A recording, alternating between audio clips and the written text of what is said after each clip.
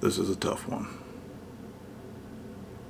And I haven't done any videos for a while or anything other than highlight reels for a while because I just haven't been there, man.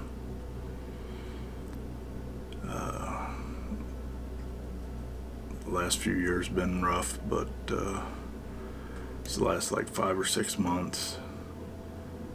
I haven't necessarily been as honest with all of you as I should be, and more importantly, I haven't been honest with myself for a while. And today that changes, because today I quit. And I quit a lot of things, but the thing that facilitated this mindset for me was the job that I just quit. And before I can speak on that, I'm going to back up a little bit. It's not that I had intended on hiding any of this from anybody or not speaking about it at some point. I just kind of hadn't gotten there yet, but I kind of gotta go back a little ways. So my youngest daughter and her mother and I have a horrible relationship, and so I wasn't in my youngest daughter's life till she was about 8 or 9. She'd been used as she'd been used against me in a multitude of ways, and instead of fighting for her or standing up for her, and my daughter that is, in every way, shape, or form, I took the easy route. I took the cowardly route, and I just stayed away because that was easier for me, not for my daughter. So when my daughter was 9 years old, it happened that I got full custody of her. And along with her came some mental and emotional issues that she'd acquired along the way of her short life at that point in time. And I really wasn't equipped to deal with it. And long story short, she ended up being in a long-term care facility.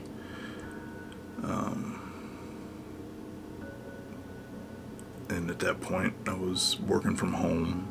We closed down a 10,000 square foot shop so I could semi-retire and work from home. But what ended up happening was this care facility was 120 miles away or something like that, and I ended up having to be out there 2 and 3 times a week, and work wasn't getting done. And long story short, I lost my business because work wasn't getting done properly or getting done, and in the pursuit of doing any and everything I could to help save my daughter's life. And I don't regret that. I would do it again, but the fact of the matter is all that work helped somewhat, but at the end of the day, her mother ended up, 5 or 6 years later, after a bazillion legal battles and all that, regaining custody, and that pretty much broke me as a man, as a father, as a human being. I'd poured my all into saving my daughter's life, helping her grow up to be a safe young lady. I'd sacrificed everything, every relationship, friendship, my business, everything for that. And I felt like at the end of the day, I failed her and everyone around me, and that just absolutely broke me. And so I sat on the couch for a little while, and I ran through just about every kind of thought that a demon would put in your head, and anger, sadness, depression, take my rage out on the world, eat a bullet, end it all.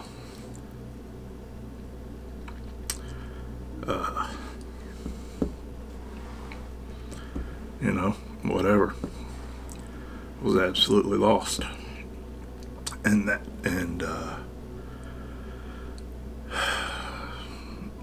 kind of just one day got a little bit tired of it, just enough to decide to rejoin society and try and have some sort of life again.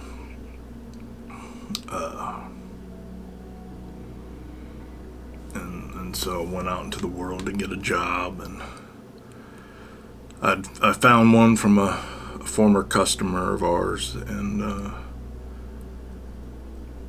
it was it was different. I'd worked for myself at that point for 20 years. I'd owned businesses, so it was real humbling. But I was in a real humble place, and I was grateful for a job. And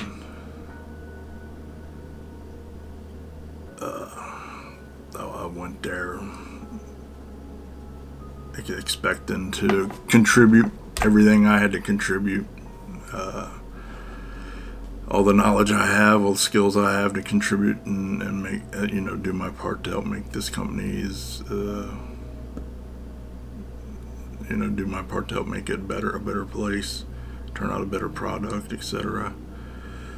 And so I took a job. The only thing available was parts department, and it was whatever. It was a foot in the door. So I took the job, and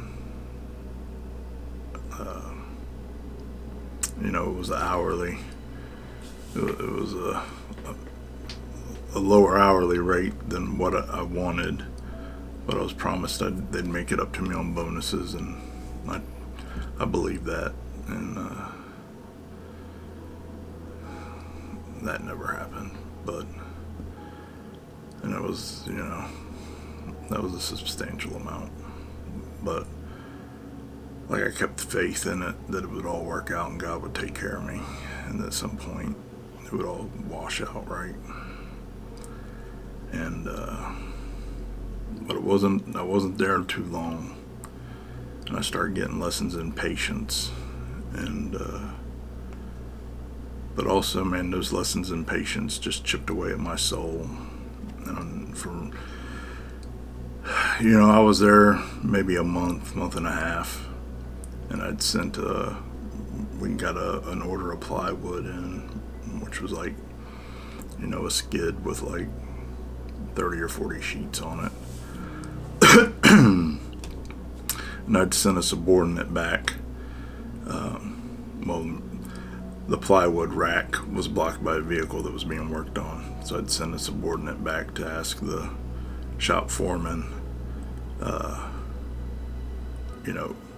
when could we coordinate the schedule to move that vehicle so that we could put the plywood back in. And the message I got back was that from the subordinate was that he said that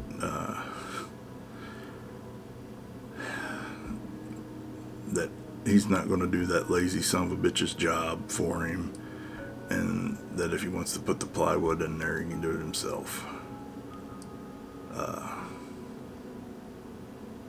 Which piss a person off, right? But listen, I need the job, so I suck it up. And I'm just trying to coordinate schedules. I don't want to stop production to slide plywood in there when there's no emergency for it to have to be in there right this minute. And that's the kind of stuff that I start finding out that goes on. And frequently, I find out sooner, or, not too long thereafter, that the same guy is, everybody's always a dumb son of a bitch. Nobody knows what the fuck they're doing. Everybody's useless. This is stuff he tells me about other coworkers. He tells other coworkers about that stuff about me. And of course, everybody talks to each other about it. So there's like zero morale or zero camaraderie or teamwork or anything there. And it's just this whole big bunch of bullshit. And it just it comes to a point where I just kind of quit caring about advancing there or progressing there. And because there's no benefit there. When you got some tyrannical asshole that's constantly saying stuff like this,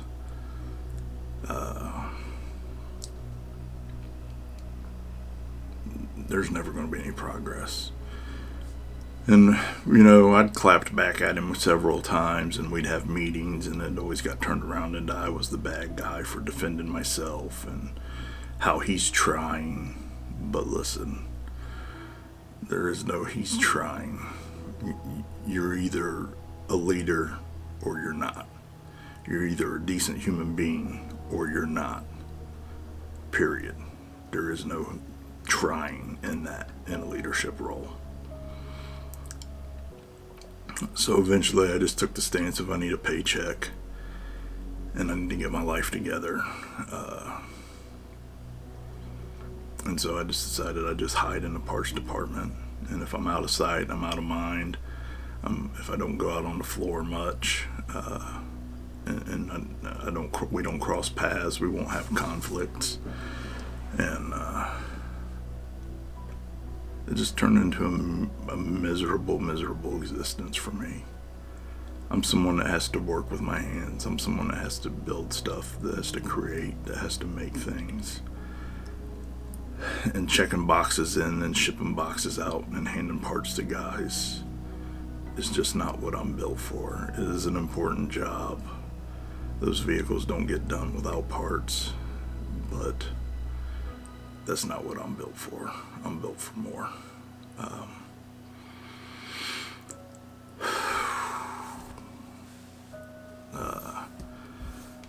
So last fall, I had accidentally shipped we were returning a generator to a manufacturer, and I had accidentally shipped the wrong one.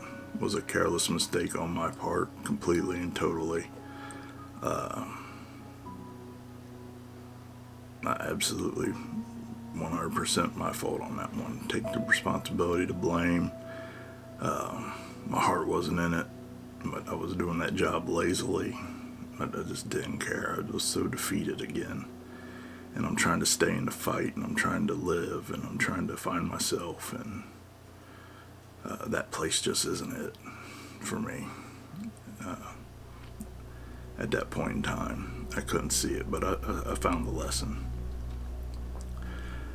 But so then, the president of the company, when he finds out, comes back, seething mad, fist clenched, backs me into a corner yelling at me. And I tell him, look, I'm not participating in this conversation under these conditions. Go away and come back when you're calm, which makes him even madder and makes him advance. And I know all you internet tough guys are going to be like, whoa, listen.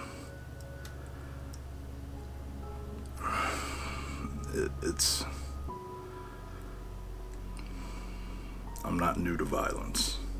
I don't like violence. I was raised in violence. I've seen more than my fair share of violence. I've perpetrated horrible violence on people that is unimaginable to most people. I have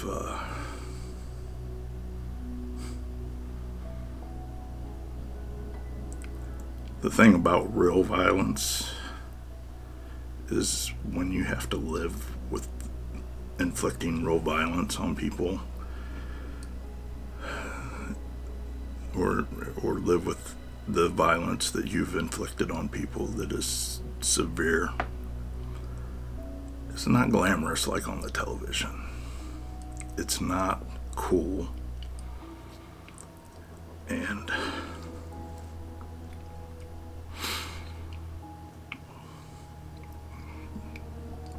there's things nobody wants to know about themselves. And when you do,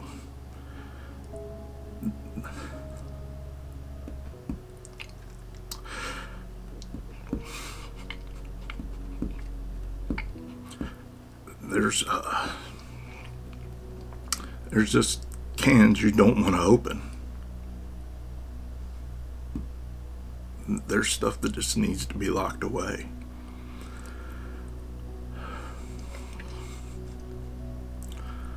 And so, despite what I'm capable of, I took the submissive approach, the level-headed approach, and tried to diffuse the situation, and it diffused itself, and then became another situation where I was the bad guy, and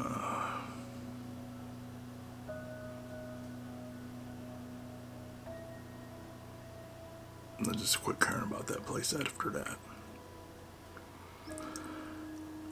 So, getting my ducks in a row or whatever, and I'd planned on leaving this past winter, and then we were bought by a large corporation, and I thought, man, I'll stick around because maybe this large corporation will come in and affect the change and make this company the company it should be. And 8 months later, that's never happened. And so the last couple months, I've just been empty and angry, and when you're not on God's path for you, there's nothing good to come of it. And so, I mean, I do get offers, and I've had several offers over the past year and recently, and this one offer was really just kind of hounding me, and I wasn't quite sure about it, man. And I was like, because here I am, this guy who previously had fucked everything up and lost everything, and in the back of my head, and even now, I still have problems trusting myself and my decision-making ability. And I used to be a great decision maker, and I used to never question myself at all. But sometimes life will kick you in the mouth, knock you unconscious, and make you doubt everything. And so, I don't know. I didn't trust myself, scared to make such a big choice. But then here comes this, here comes old Mike, the shop foreman asshole, and here's the new guy that he's just berating all the time. I mean, he's a new guy, doesn't know anything, so of course he's going to make a ton of mistakes and be annoying and all that. And I have a conversation with this poor kid, and he's almost in tears, because of the way he's being treated by upper management, and questioning himself, and I can see his confidence getting sucked out of him because the leeches and the vampires, just the soul suckers, man, the miserable soul suckers, found someone else to sink their teeth into. And I tell this kid, man, I'm like, listen, this is not a reflection of you. You are young. You are gonna make a bunch of mistakes. You're a babe in the woods, and you need to be taught the right way and nurtured and brought up the right way in this. And you don't listen to them miserable people, because that's their problem. And I hope that helped him out some. I think it did. But that was on a Friday, 2 Fridays ago. And a half hour later, me and this young man are on the other side of the shop doing something. I think our paths just happened to cross. I don't even think we were working together on anything. And here comes old Mike, man. And the new guy just happens to open his phone, and the screensaver is of his wife.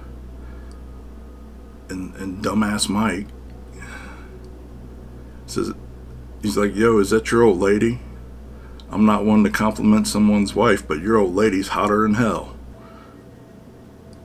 I mean, just absolutely disrespectful in every single way. Every single way. Offensive, disrespectful, demoralizing, humiliating. Just a monster. An absolute monster. Tyrannical, horrible human being, the way he treats people. And that following Monday, I understood that I quit. And now, there's a lot more to that.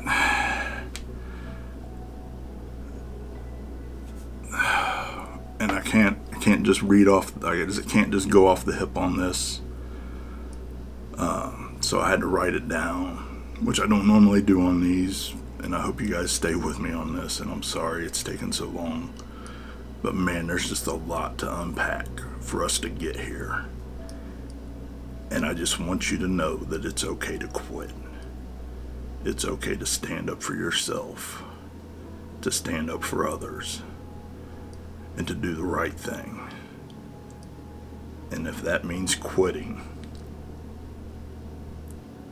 just know that God has way more in store for you than whatever it is you're leaving behind that's killing your soul.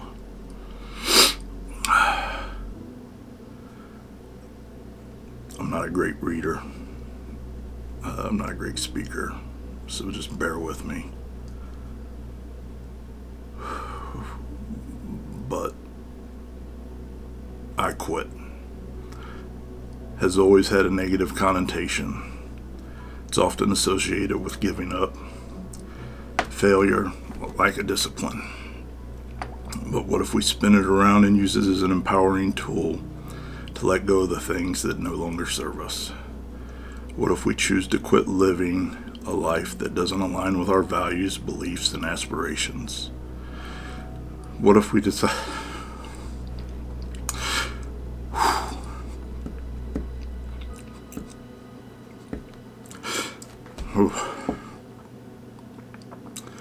What if we decide to quit everything that hinders our growth and progress? Simply by saying, I quit. And find out how it can transform our lives for the better. And so, the rest of this I wrote as a promise to myself, and a promise to all of you. And if you don't see me in alignment with this, I need you to hold me accountable.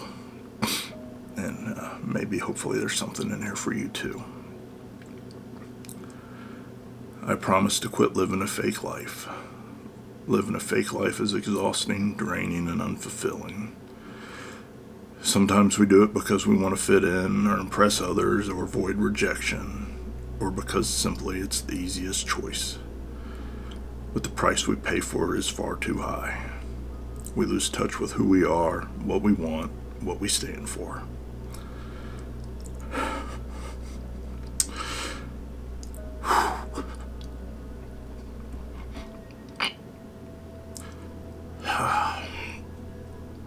We become strangers to ourselves and live in constant fear of being exposed. But saying I quit living a fake life is a powerful declaration of authenticity, courage, and self-awareness. It means we're willing to embrace our true selves,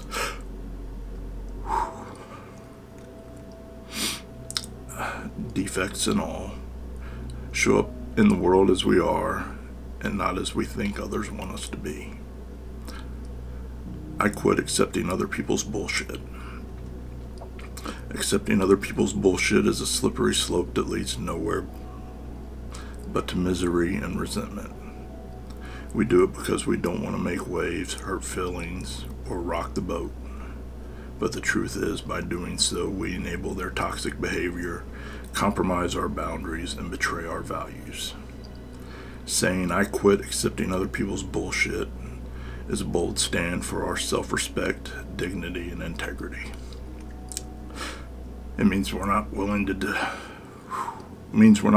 tolerate disrespect, manipulation, or abuse in any form from anyone. I promise to quit lowering my standards to accommodate others for any reason. Lowering my standards to accommodate others is a sign of insecurity, neediness, and people-pleasing. We do it because we think we need their approval, validation, or attention. But the reality is, by doing so, we diminish our worth, compromise our values, and sabotage our goals. By saying I quit lowering my standards to accommodate others for any reason is a powerful affirmation of self-love, self-respect, and self-confidence. It means we're willing to set high standards for ourselves and honor them, regardless of what others may say or do. I promise to quit not showing up for myself. Not showing up for ourselves is a subtle yet pervasive form of self-betrayal. We do it because we think others' needs, wants, or opinions are more important than ours, but reality is, by doing so, we neglect our own well-being, priorities, and goals. Saying I quit not showing up for myself is a powerful commitment to self-care, self-respect, and self-empowerment. It means we're willing to prioritize our own needs, honor our own values, and pursue our own dreams without guilt or apology. So what I suggest is that by saying I quit, it can be the most liberating, empowering, and transformative decision we can make in our lives. It means we're willing to let go of things that no longer serve us, embrace our true selves, and strive for things that matter to us. It means we're willing to take charge of our own lives, define our own paths, and become our own best friends. It means we're willing to quit living a life of mediocrity, fear, self-doubt, and start living a life of authenticity, courage, and self-love.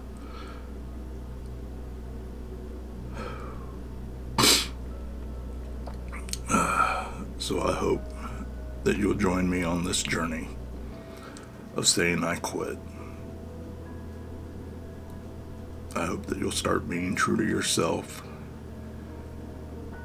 Trust that God has you no matter what, and that every time you remove the wrong people from your life, you make room for the right people to come in.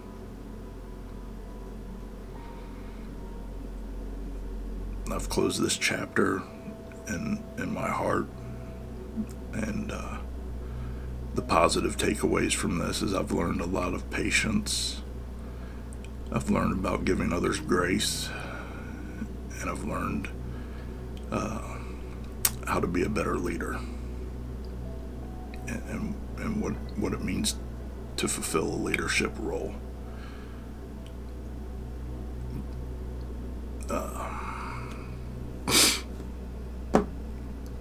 So yeah, I quit, and I hope you do too. I love you all, and I'll keep you updated more often now. I really just haven't had the emotional drive to make any content, but I'm gonna quit that too. So hopefully this helped you. I know I feel a lot better right now.